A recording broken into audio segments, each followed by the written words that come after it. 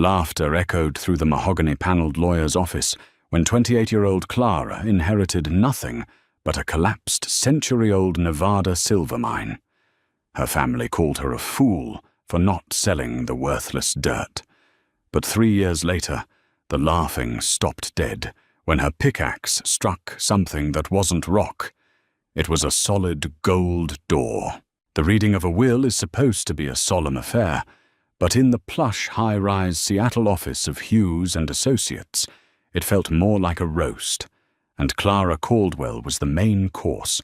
Her grandfather, Henry Caldwell, had been a legendary eccentric, a man who made a fortune in maritime shipping only to lose half of it, chasing bizarre historical artifacts and investing in ghost towns. When he passed away at 89, his remaining estate was divided among his 3 surviving descendants. Clara sat quietly in the corner, her hands folded over her faded denim jacket, listening as the lawyer, a stiff man named Alexander Hughes, handed out the golden tickets. To her older half-brother, Richard, went the $1.2 million liquid portfolio. Richard smirked, leaning back in his tailored Italian suit. To their cousin Evelyn went the sprawling, 3-story real estate property in Queen Anne. Then came Clara. And to my youngest granddaughter, Clara, Hughes read, adjusting his glasses, a hint of pity bleeding into his professional tone. I leave the entirety of deed number 404-B, the Whispering Pines property located in Story County, Nevada, along with all mineral water and subterranean rights attached. Richard let out a sharp, cruel bark of laughter. A hole in the ground. He left you a literal hole in the ground. Good Lord, Clara, at least you won't have to pay for a grave. Evelyn giggled behind her manicured hand. Isn't that the old silver mine that went bust in 1912? I think Grandpa bought it for taxes in the 90s, just so he could say he owned a mountain. Clara stared at the thick, yellowed envelope Hughes pushed across the polished oak table. She didn't cry. She didn't yell. She just reached out and took it. Inside wasn't just a deed. There was a small, leather-bound notebook. Her grandfather's handwriting covered the first page. They stopped digging too soon. Clara, the map is wrong. The fault line lied. Find the blind wall. Before Clara even made it to the elevator, her phone buzzed. It was an email from a man named Gregory Harrison, CEO of Harrison Development Corp. The message was incredibly brief and aggressively condescending. He was offering her $15,000 for the 40 acres of Nevada wasteland. He claimed he wanted it for a municipal landfill project. Take it, Richard sneered, stepping into the elevator beside her. 15 grand pays off your student loans, Clara. You work at a coffee shop. You don't know the first thing about real estate, let alone a condemned mine in the middle of nowhere. I'm not selling, Richard, Clara said quietly. Don't be a stubborn idiot. It's a hazardous waste site. The Bureau of Land Management will fine you into oblivion if someone trips and falls on that dirt. It's mine, and I'm keeping it. 2 weeks later, Clara packed her 2014 Honda Civic with every piece of clothing she owned, withdrew her life savings of $22,000, and drove down the 5 straight into the punishing heart of the Nevada desert. Whispering Pines was worse than Richard had described. It wasn't a mountain. It was a scar. Located 10 miles outside of Virginia City, the property consisted of 40 acres of dead scrub brush, blistering sun, and a massive, rotting wooden headframe that stood over a pitch-black vertical shaft.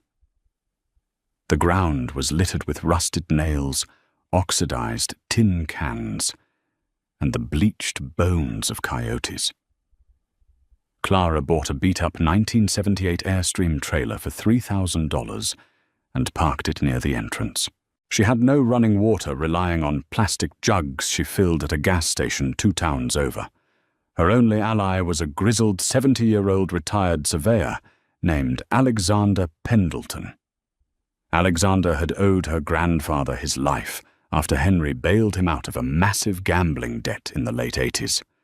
"You're out of your mind, kid," Alexander said on the first day, spitting chewing tobacco into the dust as he looked at the crumbling mine entrance.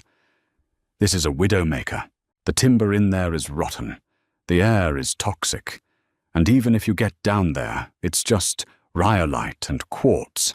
The silver dried up before the Titanic sank." "Grandpa said they missed the secondary vein," Clara argued, holding up the leather diary. He tracked the seismic data in the 80s. "There's an anomaly at the 400-foot level. An eastern adit that isn't on the county maps." Alexander sighed, wiping sweat from his deeply lined forehead. "All right, but I'm telling you right now, 20 grand isn't going to buy you a mining empire. It's going to buy you a lot of broken drill bits and a bruised ego." For the next 8 months, Clara lived in a state of perpetual agony. She spent $10,000 securing the permits passing the MSHA Mine Safety and Health Administration inspections and renting a refurbished Atlas Copco jackleg drill and an old winch system. She hired 2 local brothers, Dave and Tommy, paying them daily in cash to help her and Alexander replace the rotting shoring timbers in the main shaft. It was brutal backbreaking work. Clara's hands, once soft from pouring lattes, became calloused and cracked, permanently stained with grey rock dust. She lost 15 pounds. Her days were spent breathing in the smell of cordite damp earth and diesel exhaust. And the town noticed. Virginia City was a place that thrived on gossip, and Clara Caldwell was the best joke they'd had in years. The local paper, the Story County Tribune, published a mocking editorial calling her operation Caldwell's Folly. Tourists driving past the property would occasionally stop their cars just to point and laugh at the 20-something city girl covered in mud trying to wrestle a pneumatic drill through solid bedrock. Gregory Harrison didn't just laugh, he escalated. Harrison wanted the land, and Clara's refusal to sell had bruised his ego. He began sending code enforcement officers to her property on anonymous tips. They hit her with fines for noise ordinances, improper waste disposal, and zoning infractions. Every time Clara made a foot of progress, Harrison's lawyers found a way to bleed her of another $500. By the end of her first year, Clara had hit the 300-foot mark, but her bank account had hit 0. 18 months into the dig, the brutal Nevada winter had set in, freezing the metal tools and turning the ground outside into concrete. Clara was surviving on instant ramen and black coffee. Dave and Tommy had quit 3 weeks prior when their Friday paychecks bounced. It was just Clara and Alexander left working by the dim yellow light of halogen work lamps, freezing in the damp belly of the earth. Then the ultimate betrayal arrived, in the form of a certified letter. Clara was sitting in her Airstream wrapped in 2 sleeping bags when a sheriff's deputy knocked on her door to serve the papers. She tore open the envelope, her frozen fingers clumsy. It was a notice of foreclosure. To fund the excavation and pay the mounting legal fines from Harrison's harassment, Clara had taken out a high-interest personal loan of $35,000 from a local credit union, using the property as collateral. But the paperwork in her hands wasn't from the bank. The debt had been bought. She stared at the name at the bottom of the page, Richard Caldwell. Her brother had bought her debt. Her phone buzzed a moment later. It was a text from Richard. "Harrison offered me $50,000 for the lien on the property. I'm taking it on Friday. You have 72 hours to pack up your little Airstream and go back to Seattle. I told you, Clara. You're a joke. Time to wake up." Clara dropped the phone. The air in the trailer felt too thin to breathe. Richard wasn't just laughing at her. He had actively conspired with Gregory Harrison to steal her grandfather's land. They were going to bulldoze the mine, pave over it, and turn it into a cheap industrial dumping ground. "Alexander!" Clara screamed, bursting out of the trailer into the freezing Nevada night. She ran to the small generator shed where the old man was trying to patch a frayed wire. Alexander, fire up the winch. We're going down. Clara, it's midnight. It's 10 degrees out here, and the generator is choking on bad diesel. We have 72 hours before the sheriff locks us out forever. She yelled, tears of pure, unadulterated rage cutting tracks through the soot on her cheeks. My brother sold me out to Harrison. If we don't find the Eastern Adit by Friday, I lose everything. Alexander looked at her, seeing the terrifying desperation in her eyes. He didn't argue. He just grabbed his hard hat. Get the dynamite. All of it. They descended to the 400-foot level in the rickety steel cage, the metal groaning in protest. This deep, the cold vanished, replaced by a suffocating stale warmth. The walls here were different. According to the geological surveys Harrison had cited to the public, this was solid granite. A dead end. But Grandpa Henry's diary had insisted there was a blind fault, a geological illusion hiding a natural cavern.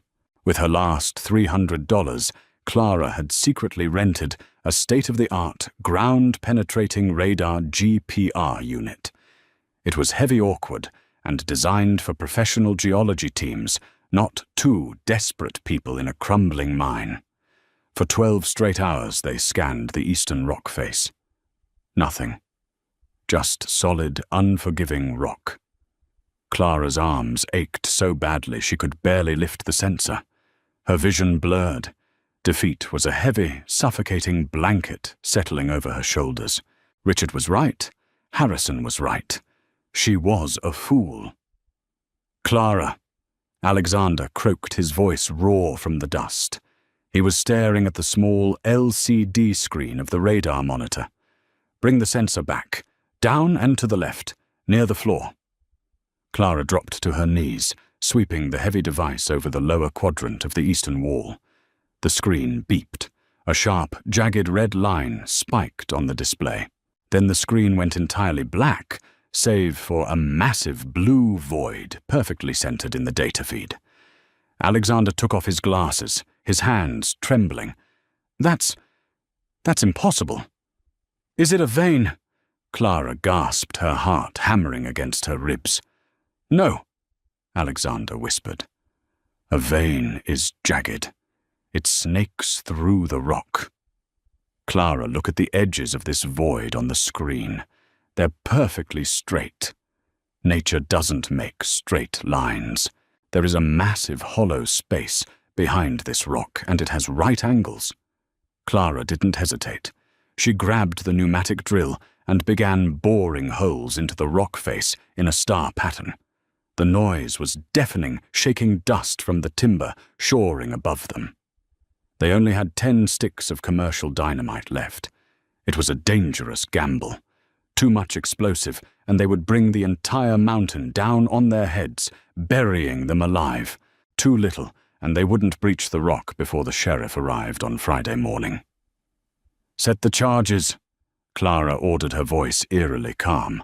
Alexander rigged the blasting caps, his weathered hands moving with practiced precision. They retreated 50 yards down the tunnel, hiding behind an old ore cart. Fire in the hole, Alexander yelled. He plunged the detonator. The explosion was catastrophic. The shockwave picked Clara off her feet and threw her hard into the dirt. A deafening roar tore through the tunnel, followed by a terrifying, prolonged sound of groaning earth. Rocks rained down from the ceiling. For a terrifying minute, Clara thought she had killed them both. The dust was so thick, it was like choking on flour. She coughed violently, grabbing her heavy maglite. Alexander, are you okay? I'm alive, the old man wheezed, shining his own light through the dense cloud. Let's see what you bought with your life savings, kid. They scrambled over the freshly blasted rubble, their boots slipping on the jagged scree. As the dust slowly began to settle, Clara shined her flashlight at the breached wall. She froze. The breath completely vanished from her lungs. The dynamite hadn't just blasted a hole in the rock. It had peeled away a layer of natural stone to reveal what had been hidden beneath it, for God only knew how long. It wasn't a silver vein. It wasn't natural rock. Rising from the rubble was a perfectly smooth, man-made wall of massive interlocking stone blocks. It looked like ancient masonry, resembling the precision of Incan or Egyptian architecture, but buried 400 feet beneath the Nevada desert. But that wasn't what made Clara drop her flashlight. Between the massive stone blocks, acting as mortar holding the ancient structure together, were thick, gleaming seams of a strange metal. Clara stepped forward in a trance, pulling off her heavy leather glove. She reached out and dragged her bare fingers across the metal seam. It was soft, and in the beam of the fallen flashlight, it burned with a brilliant, unmistakable yellow luster. It was pure, unrefined gold. Not a flake, not a nugget.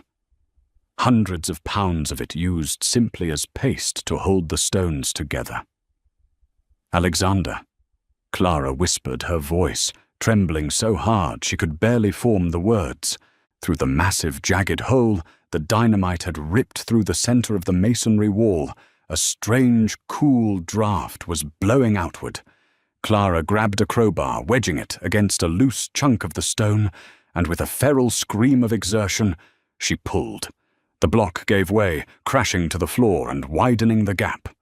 Clara stepped through the threshold, Alexander right behind her. As they raised their flashlights to illuminate the darkness beyond, the beams of light bounced off thousands of reflective surfaces, creating a blinding, kaleidoscopic glow. Clara fell to her knees. Richard had laughed at her. Harrison had tried to destroy her. But as she stared out into the impossible, shimmering, subterranean expanse, Clara Caldwell realized she hadn't just found a mine. She had found a city. The beams of their flashlights trembled as they swept across a site that defied every law of modern geology and history. It was not a natural cavern. It was a sprawling subterranean plaza, easily the size of 3 football fields, carved directly into the bedrock. Massive, geometrically perfect pillars of polished black basalt stretched upward, supporting a vaulted ceiling that disappeared into the shadows. But it was the walls that stole Clara's breath. They were lined with towering, step-like structures resembling ancient ziggurats, all constructed from the same colossal stone blocks. And binding every single stone together was that blinding, unmistakable yellow metal. "Who built this?" Clara whispered, her voice echoing into the vast emptiness. "Alexander. This predates the Native American tribes in this region. This predates everything we know about North America." Alexander didn't answer. He was walking like a man in a trance toward the center of the plaza. As they moved deeper into the dead city, their boots kicking up dust that hadn't been disturbed in centuries, the true nature of the space began to reveal itself. This wasn't just an ancient ruin. It was a tomb that had been violently interrupted by modern men. Littered across the floor were the remains of 19th century mining equipment. Rusted pickaxes with decaying wooden handles, overturned iron ore carts, and a massive steam-powered winch that had completely seized with rust. Clara knelt beside a heavy iron-bound wooden crate that had split open, spilling its contents onto the stone floor. She picked up a heavy soot-stained canvas bag.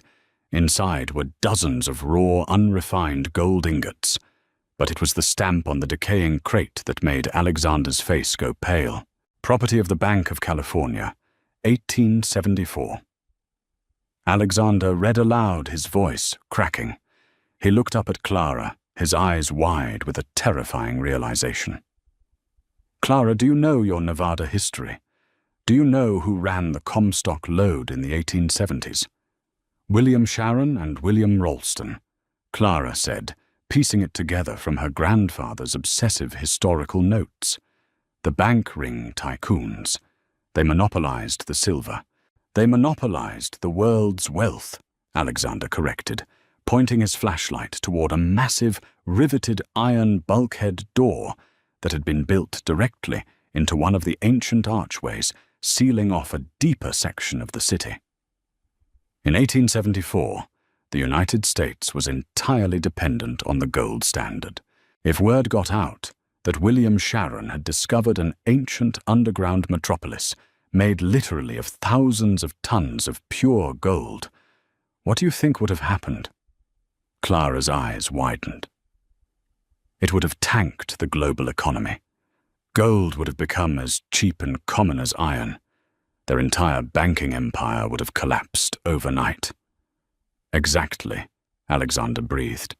They didn't mine it. They couldn't. It was too much. They quietly murdered or paid off the miners who found it, blasted the upper tunnels, mapped a fake fault line, and buried the greatest archaeological discovery in human history to protect their stock portfolios. Clara looked around the shimmering cavern. Her grandfather had known. Henry Caldwell hadn't been a crazy eccentric, buying up worthless dirt. He had spent decades tracking the suppressed financial anomalies and geological cover-ups of the 1800s. He had found the back door to the tycoon's greatest secret. "Alexander," Clara said, her voice suddenly hardening into steel. She looked at her digital watch. It was 3 a.m. on Thursday. She had exactly 27 hours before Richard and Harrison arrived with the sheriff to steal her grandfather's legacy. "Help me load the truck. We aren't just saving the mine. We're going to break them." For the next 6 hours, running entirely on adrenaline, Clara and Alexander hauled over 200 pounds of the loose 1874 stamped gold ingots up the creaking winch cage to the surface. It was a fraction of a percent of what lay below, but it was enough to wage war. By noon, Clara's battered Honda Civic was tearing down the highway toward Reno, the trunk sagging heavily under the weight of the bullion. She bypassed the local pawn shops and standard assayers. Instead, Clara drove straight to the heavily fortified glass-fronted offices of the Benton and Hayes Sovereign Wealth Depository, an elite private banking and assay firm that handled international mining conglomerates. When the receptionist tried to turn away, the dust-covered, exhausted woman in work boots, Clara simply unzipped a heavy canvas duffel bag and dropped a 10-pound ancient gold ingot onto the marble front desk. The massive thud cracked the glass counter. "I need your chief assayer," Clara said coldly. "Now." Within 20 minutes, Clara was sitting in a secure, steel-walled boardroom with David Benton himself. The older man was staring through a jeweler's loupe at the gold, visibly sweating. "The purity is staggering," Benton stammered, wiping his brow. "And the stamps, this is Comstock-era Bank of California. Historians claim these molds were destroyed in a fire in 1875. Miss Caldwell, where on earth did you get this?" "That is my proprietary information," Clara replied, smoothly channeling every ounce of her grandfather's ruthless business acumen. "Here is what I need, Mr. Benton. I need a certified appraisal of the 200 pounds of bullion I brought today. I need an immediate liquid line of credit for $3 million wired into my primary account. And I need your top legal team on retainer by 5 o'clock today." Benton looked at the gold, then back at Clara. "And if I provide this, then Benton and Hayes will be the exclusive financial broker for the Whispering Pines site," Clara said. "And I can assure you, Mr. Benton, what I brought in my trunk today is just the spare change I found on the floor." Friday morning broke over the Nevada desert with a bitterly cold, biting wind. At exactly 7 a.m., a sleek black Mercedes G-Wagon crunched down the dirt access road toward the Whispering Pines mine. Behind it followed a white Story County Sheriff's cruiser. Gregory Harrison stepped out of the Mercedes, adjusting the cuffs of his bespoke camel hair overcoat. He looked around the desolate, junk-strewn property with a look of supreme disgust. Richard stepped out of the passenger side, shivering in the cold, holding a leather briefcase containing the foreclosure documents. I can't wait to bulldoze that pathetic airstream. Harrison sneered, lighting a thick cigar. Did you bring the eviction notices? Right here, Richard smiled. Let's get this over with. The idiot is probably crying inside. Sheriff Miller, a sturdy man who looked like he hated being dragged into corporate disputes, unbuckled his radio and walked toward the trailer. Miss Caldwell, this is the sheriff's department. I need you to step outside, please. The door to the airstream swung open. Clara stepped out, but she wasn't crying. She wasn't wearing her soot-stained denim jacket. She was dressed in a sharp, tailored black wool trench coat, holding a steaming mug of coffee. She looked well-rested, immaculate, and utterly terrifying. Good morning, Sheriff. Clara smiled warmly. What can I do for you? Cut the act. Clara. Richard snapped, marching forward. You defaulted on the lien. I own the debt. Harrison owns the land. You have 30 minutes to get your things and get off my property. Your property? Clara raised an eyebrow. She reached into her coat pocket and pulled out her phone. That's strange, Richard, because at exactly 6:01 a.m. this morning, my bank wired $42,500 to the county clerk, paying off the loan, the accrued interest, and the early termination penalty in full. The lien is dissolved. Richard froze. Harrison stopped, puffing his cigar. That's impossible. Richard stammered, his face draining of color. You don't have 40 grand. You're completely broke. Sheriff, she's lying. Sheriff Miller checked his radio, muttered a few codes to dispatch, and waited. A moment later, his radio crackled, confirming Sheriff. The Caldwell lien at Whispering Pines was discharged this morning. Title is free and clear under Clara Caldwell. Harrison's face twisted into a mask of pure rage. He threw his cigar into the dirt. Where did you get the money, you little brat? Did you find some stupid venture capitalist to back a dead mine? It doesn't matter. I have a court order from the EPA. This site is structurally condemned. If you don't sell to me, I'll have the feds lock you in litigation until you're 50. You're right, Mr. Harrison. The federal government is very involved, Clara said, taking a slow sip of her coffee. Right on cue, 3 heavy-duty black SUVs with federal government plates turned off the highway and came roaring down the dirt road, kicking up a massive cloud of dust. They slammed to a halt behind Harrison's Mercedes. 6 men and women in tactical windbreakers stepped out. The letters on their backs read, Department of Interior, Antiquities Division. Behind them, 2 massive flatbed trucks, carrying heavy modular steel fencing and high-tech security checkpoints, began to roll onto the property. What the hell is this? Harrison yelled, stepping back. This, Clara said, stepping off the porch of her Airstream, is the United States government stepping in to protect a newly designated Class 1 Federal Archaeological Heritage Site. Clara walked slowly toward her brother and the corrupt developer, savoring every single step. You see, Richard, she said smoothly, Grandpa Henry didn't leave me a hole in the ground. He left me the largest unbroken reserve of 19th century refined bullion and ancient unclassified subterranean architecture on the North American continent. The Smithsonian is flying out a team of archaeologists tonight. Benton and Hayes Banking just underwrote my mining rights for an initial valuation of $3 billion. Richard's briefcase slipped from his hand, hitting the dirt with a pathetic thud. His jaw unhinged. He looked like he was going to vomit. $3 billion. Richard choked out, his knees visibly shaking. Harrison's arrogance entirely evaporated. Clara, wait, he said, his voice suddenly adopting a sickeningly desperate, placating tone. Listen, we got off on the wrong foot. You need developers. You need infrastructure to manage a site this big. Harrison Corp can build the access roads.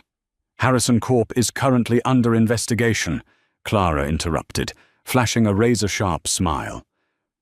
When I registered the site, I also handed my lawyers every single piece of correspondence you sent me, proving you attempted to artificially condemn an asset of vital national historic interest to commit real estate fraud. The FBI field office in Las Vegas is executing a warrant on your corporate servers right now." Harrison turned ashen. He looked at the federal agents fanning out across the property, then looked at his Mercedes, as if contemplating making a run for it. Clara turned to her brother, who was staring at her with wide, wet, pleading eyes. "Clara, please," Richard whispered, his voice cracking. "I'm your brother. We're blood. Grandpa would have wanted us to share this. I can help you manage the estate." Clara reached into her pocket. She pulled out a single tarnished silver dime she had found in the dirt on her very first day. She tossed it through the air. It hit Richard squarely in the chest and fell into the dust at his feet. "There's your inheritance, Richard," Clara said, turning her back on him and walking back toward the mine entrance, where Alexander was waiting with a triumphant grin. "Don't let the gate hit you on the way out." What started as a cruel family joke turned into the greatest archaeological and financial discovery of the century.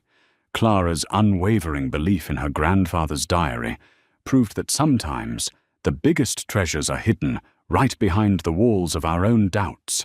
Have you ever trusted your gut when everyone else told you you were totally crazy? Let us know your thoughts in the comments below. If you loved this real-life treasure hunt, smash that like button, share this video, and subscribe for more.